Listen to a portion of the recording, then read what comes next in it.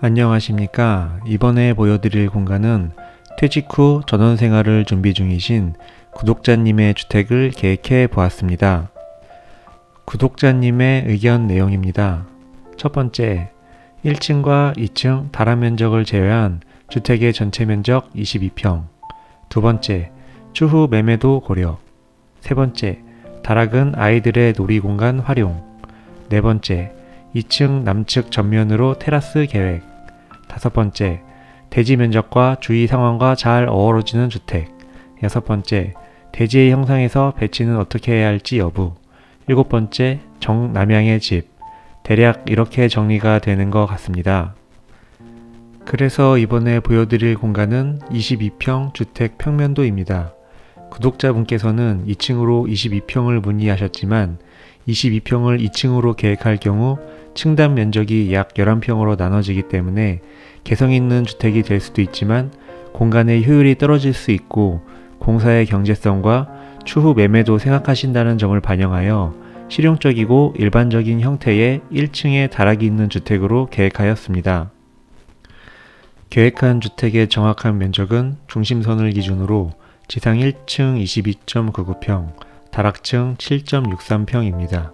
주택의 면적을 산정할 때 옹벽을 기준으로 단열 및 마감을 바깥쪽으로 하면 옹벽의 중심이 면적선이 되지만 단열 및 마감을 내부로 할 경우 전체 벽지의 두께의 중심이 면적선이 됩니다.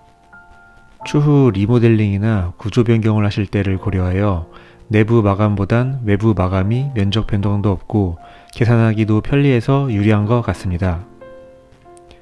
배치도입니다.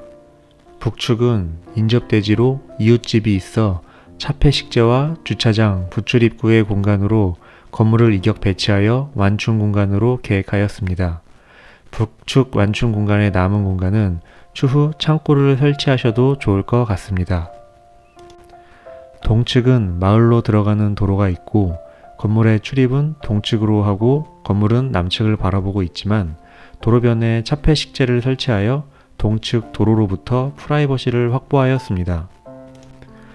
동측의 3m 도로는 약 40cm 정도 도로를 따라 대지 면적을 내준 형태로 되어 있지만 통과 도로의 경우 도로를 중심으로 양옆으로 2m씩 도로 너비 4m를 확보하 도로 모퉁이에 가각전제도 해야 하지만 해당 지역은 동이나 읍지역이 아니므로 해당 사항은 없습니다.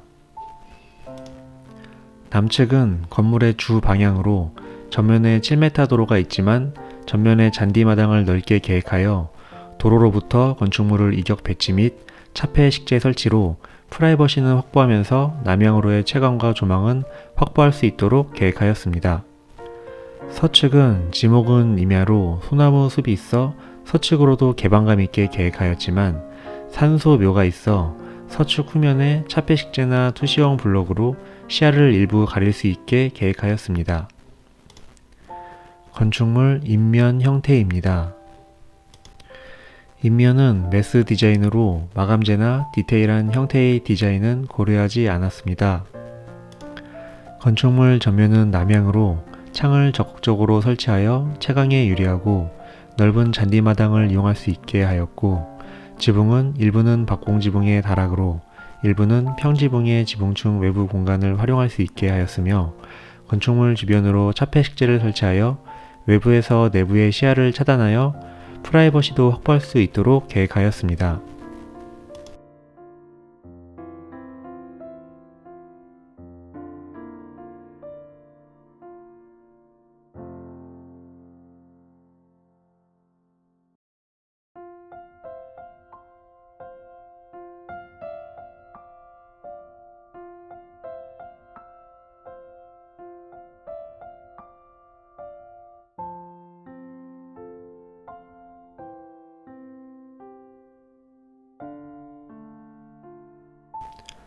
지상 1층 평면도입니다. 현관은 건물의 전면에서 진입하고 상부에는 처마가 있는 형태로 내부는 우측에는 신발장, 좌측으로는 외부 조경수를 조망할 수 있는 창을 설치하였고 전면에는 중문과 바닥에는 통석을 두어 고급스럽게 계획하였습니다. 안방은 다른 실들과 분리 배치된 형태로 독립성을 확보하였고 욕실과 수납을 위한 붙박이장을 설치하여 계획하였습니다. 구독자님께서는 드레스룸을 원하셨지만 붙박이장이 있어 드레스룸 대신 다용도실을 넓게 계획하였습니다. 이용에 따라서는 다용도실을 줄여서 드레스룸으로 이용하셔도 좋을 것 같습니다.